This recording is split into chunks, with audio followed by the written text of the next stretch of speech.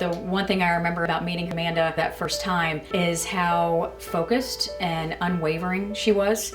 At 29 with no family history and really no reason to think that she had breast cancer.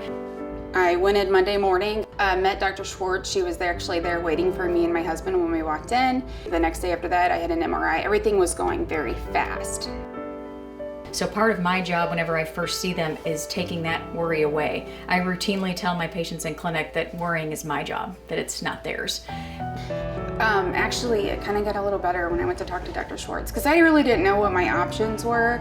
I did know that I did not want to just get a lipectomy. Am I going to have to do this over again? Are my husband going to be able to go through all this with me again? I said, well, I don't want to go through anything else, but I want a double mastectomy.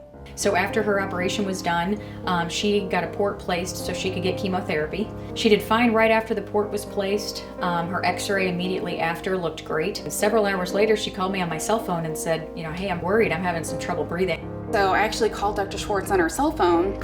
She's like, well, I'm at home. I'll go back to the hospital and double check all your imaging. Maybe there was something I missed. So she goes back to the hospital. It's like at 9 o'clock at night. No, I just came back in and made sure I wasn't missing anything on her x-ray. That was more just to make sure that she really was okay.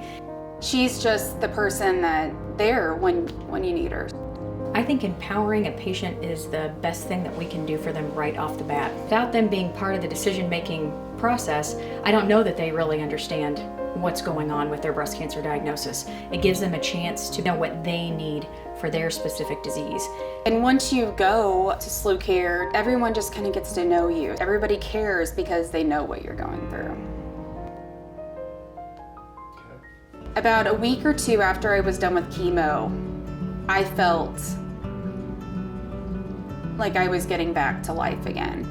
Amanda is now almost 3 years out from finishing chemotherapy, and she's doing very well. And I still see her at least once a year. No evidence of disease, completely free of breast cancer. She's doing great.